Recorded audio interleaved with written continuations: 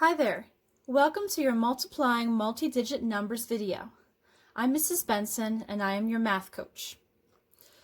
To participate in the activities with me today, you will need something to write on and something to write with. If you do not have those materials, pause the video now, collect them, and then unpause to continue. Are you ready? Let's get started. As I'm going through each of these problems today, make sure that you are doing them with me. There will be no opportunities to pause and solve the problem before you then check your work against mine. We're starting off with the strategy called partial products. Now here you are probably looking at a traditional standard algorithm for multiplication with which you are very familiar. 147 times 39. Now, partial products, if you have not heard of it before, or you have heard of it, but you don't know what it means, I'm going to explain it to you. Partial, meaning in parts, and products, meaning referring to the answer of a multiplication problem. Now, partial products means we are going to be solving multiplication problems in smaller parts. Now, that might sound confusing, but hopefully you will see what we mean. We're going to start off with separating these numbers into expanded form.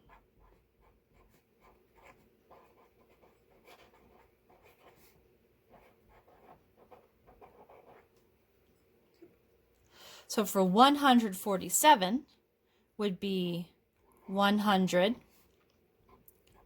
plus 40 plus 7. And 39 would be 30 plus 9.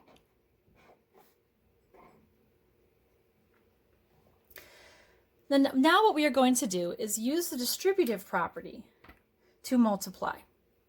And I'm going to be very intentional with how I'm showing this to you. Okay. So first, we're going to do 9 times 7. Okay, and we're going to write that right here. 9 times 7. So we've done 9 to 7. Now let's do 9 times 40.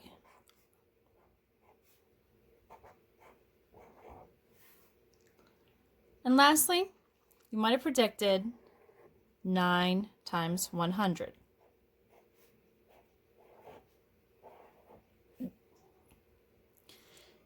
Now, before we continue, let's find the products of these parts of this original algorithm. So 9 times 7, 63. I know that 9 times 4 is 36, so 9 times 40 is 360.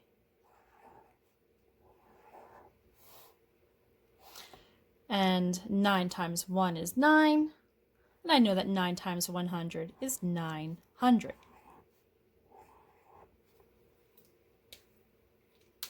Let's continue to use the distributive property to finish multiplying. Now we're looking at 30. 30 times 7.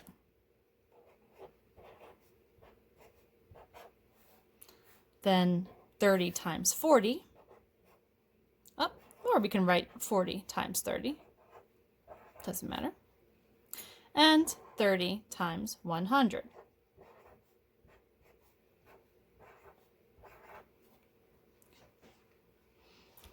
So over here, 30 times 7.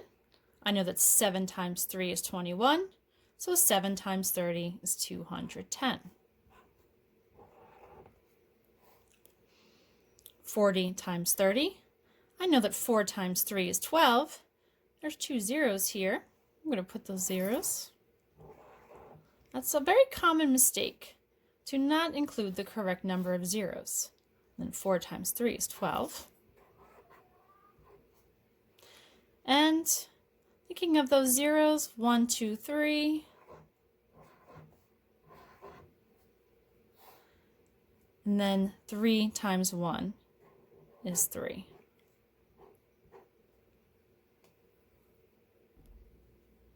Okay, I had to scooch that down. So now all we have to do is add them up. They're already lined up. So we have 3. 6 and 6 make 12. Plus 1 is 13. Carry the 1. 1 and 3 is 4. 4 and 9 is 13. 13 and 2 is 15. 15 and 2 is 17. Carry the 1. 1 and 1 is 2. And 3 is 5. If I scooch it down just a little bit further, you can see that our product of 147 and 39 is 5,733. And that, boys and girls, is the partial products method. Our second strategy is sometimes called the breakdown method. Now, by breakdown, meaning we are going to break down one or both of the numbers into smaller bits, similar to what we did with the expanded form. In this example, we're just going to break down the larger factor, 362 times 4. There's no need to break down the 4 because it is not only a single digit, it's also a friendly digit, easier to multiply with. So for 362, let's break it down by 300, 60, and 2. Notice how I spread these out. I'm setting up my parentheses, which we will complete in just a moment.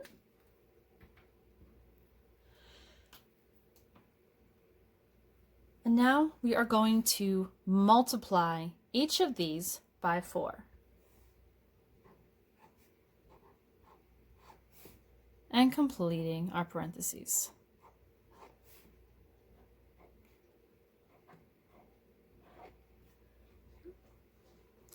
So now we are done with this part, and we only have to focus on what we have written underneath. We're going to draw some arrows to show where our products are going to go.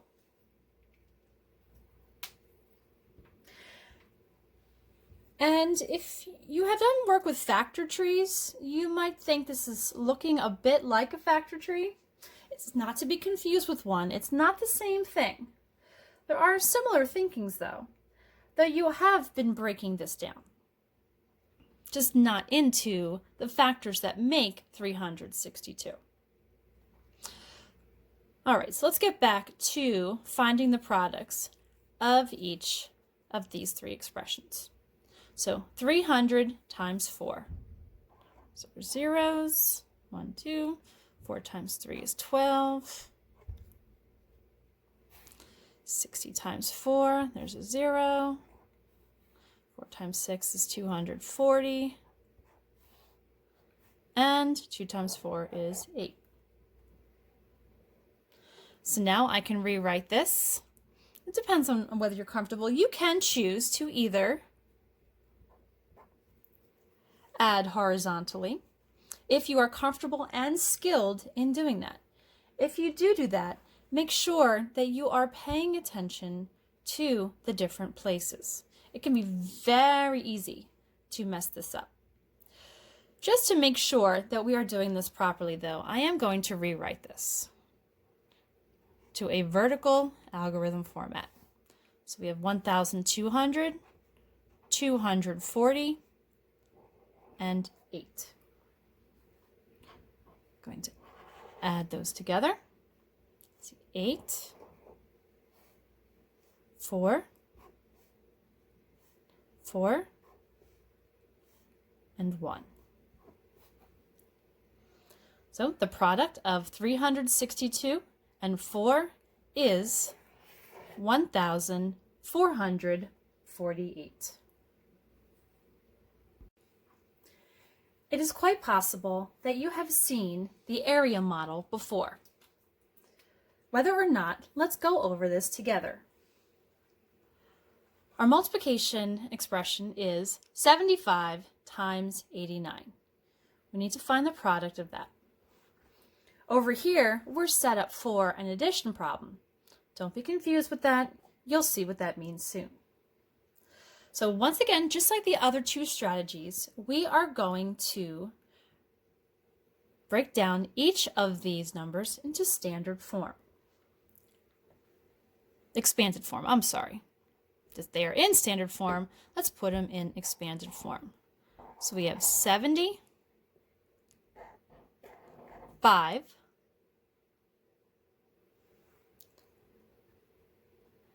and 89.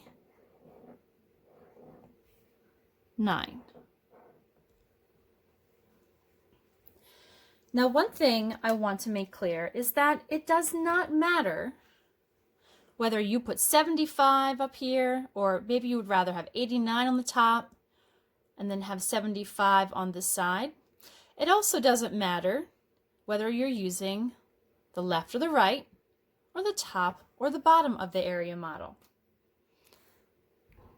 If I were to write 89 and 75, I would still get the same result in the end. The one thing you want to make sure you definitely do not do, though, is to have one number here at the top and the other number at the bottom, or numbers side to side. You definitely wanted to have it in either an upside down L or a backwards L or a forwards L. You just need that L-shaped format and when you're setting up your numbers. Now you already know that I like looking ahead and taking care of those zeros to make sure I don't miss them. When we're looking at the area model, we're multiplying by coming down in the column and across in the row, and where they meet, that is where the product is written. Let's just focus on these zeros.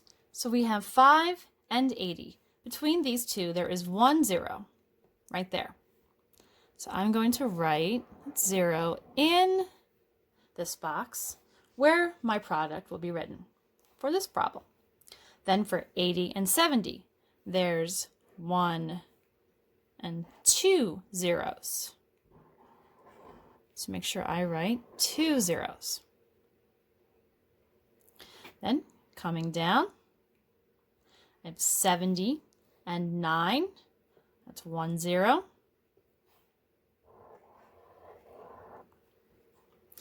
And lastly, 5 and 9. There are no zeros, so I am finished filling in those zeros. Now all I have to worry about is single-digit multiplication. Doesn't matter where you start, just as long as you line them up correctly. I'm going to go in the same order in which I wrote my zeros. So 5 times 8 is 40. Now, because this is actually 5 times 80, it's important to make sure that we understand that that 0 does belong there in the ones place, tens place, and hundreds place.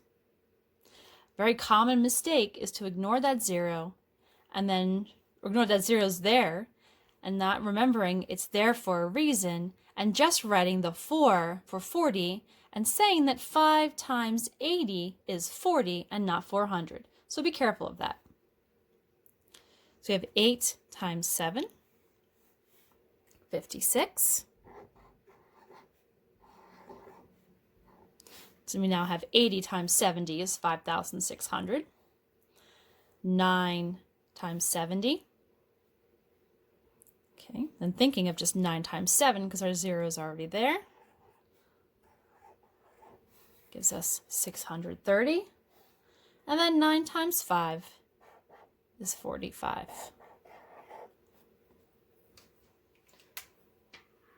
Now, one thing you can do to support yourself, and I'm actually going to write this in. You do not have to write this. However, if you are struggling with this method at any time, it is very helpful to also write the expression inside those boxes to complete, make a full equation inside, just until you get the hang of it. So that is an optional step, but one that has helped many students. Now we're going to take these 4 numbers and we are going to line them up, paying attention to their place value positions. So I'm going to start with the largest number, 5,600. Then my next largest number, 630. Does it matter which number I'm writing first and second, third and fourth? Does not matter. Just as long as you are lining up the place values and being very careful about that. And then 45. Kind of like building a tower of Legos. You want those Legos stacked evenly all the way up, especially looking at that one side. You don't want them zigzagging all over the place. So once we have lined up our 4 products, we're ready to add them up, and then that sum will be our final product for this expression. So let's add. We got 5, 7, 16, carry the 1, 6, don't forget that comma. So 75 times 89 equals 6,675. Our final multiplication method that we're going to use today is called lattice method. Now, lattice is my personal favorite, just because I get a chance to kind of draw and sketch a little bit, and I don't have to worry about placeholder zeros or multiplying anything other than 1 digit times 1 digit. If that sounds good to you, you're going to like this method as well. Now, I placed this piece of paper over my actual workspace. We're going to pretend that it is some lined paper. And I'm going to kind of space out how I write the numbers. So we have 987. And there's a finger space in between each of those numbers. And then so that was going horizontal across in a row. Now going vertical down a column, you're going to want to leave space underneath that 7, and you're going to go over a little bit to the right. And you're going to write a 6 for 600 as if you were writing it on that line on your lined paper. Then a 1 on the next line, and a 5 on the line after that. Now this is how it would look with lined paper. If you don't have lined paper and you just have blank paper, it might be best to draw a square and then write the numbers on the top and the right side. Now, unlike the area method, which we just saw in the previous section, it does matter where you write your numbers, top and right. Now you can see that there is a 3 by 3 grid. Take a moment and pause the video and make sure that you're using those lines on your paper or the imaginary lines that's separated and create this grid kind of like a tic-tac-toe grid. and then filling out the corners. I'm sure you get that done.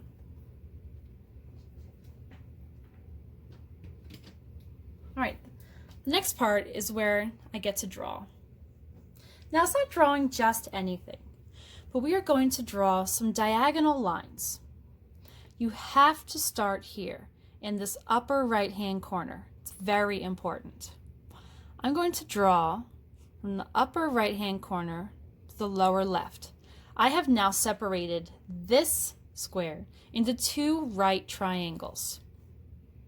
I'm going to continue, and again, and I'm actually going to bring it out, dangling off the edge a little bit. Now I'm going to continue that with each box. Upper right to lower left. Hanging off. Upper right, lower left. There. Upper right to lower left. Now it's okay if you mess up. I've had a lot of practice with this. But make sure that your lattice grid looks like this before you continue. Pause the video if it's necessary. The next thing we're going to do is that 1 digit by 1 digit multiplication that I promised you. This does not need to be done in any particular order. However, I'm going to keep myself organized by going in my rows from left to right. You could go right to left, top to bottom, bottom to top, little spiral, whatever works for you. Just make sure you're careful about what numbers you are multiplying. So if I'm doing 9 times 6, it's 54. Okay. And I wrote it this way because my 5 is in my tens. 5 tens make 50, and 4 ones are 4. 54. 8 times 6 is 48. And 7 times 6 is 42. Next row. 9 times 1 is 9. Oh, wait, Mrs. Benson, why did you skip that box? Or that right triangle piece there? Well, it's because 9 times 1 is 9. 9 is only represented in the ones place. So there are no tens in the 9. So I'm going to fill that in with a 0. Same thing with 8 times 1. 8 for my ones place, there are no tens. And 7 times 1. Okay, let's pick up the pace a little bit. 5 times 9 is 45. 8 times 5 is 40. And 7 times 5 is 35.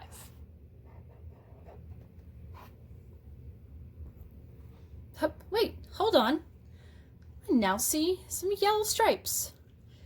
Those are not necessary, but if you were like me and look for any reason to color or to shade something in, make sure that you do so with these alternating diagonal lines.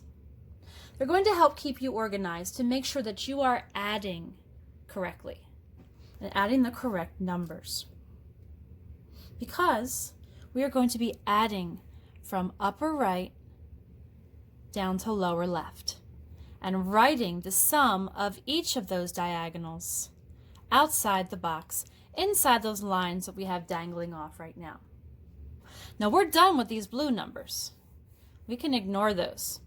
In fact, if you feel like they might distract you, go ahead and cross them off, draw a little squiggle, whatever helps you out. Let's start adding these columns. Okay, 5 and nothing is 5. Remember, we're just going inside the box here. 7 plus 3 is 10. So I'm writing a 0 and I'm carrying the 1 all the way up here. 1 plus 2 is 3. 3 plus 8 is 11. 11 plus 4 is 15. 15 plus 5 is 20. Write the 0, carry the 2. 2 plus 4 is 6. 6 plus 8 is 14. 14 plus 9 is 23. 23 plus 4 is 27. Write the 7, carry the 2. 2 plus 4 is 6. 6 plus 4 is 10. Write the 0, carry the 1. 1 plus 5 is 6. Now you are done all of your computations, and all we have to do is transfer these numbers over here to show your final product. Now we are starting, because we started adding here, we're going to start writing here. This number represents your ones place. Here is your tens, your hundreds,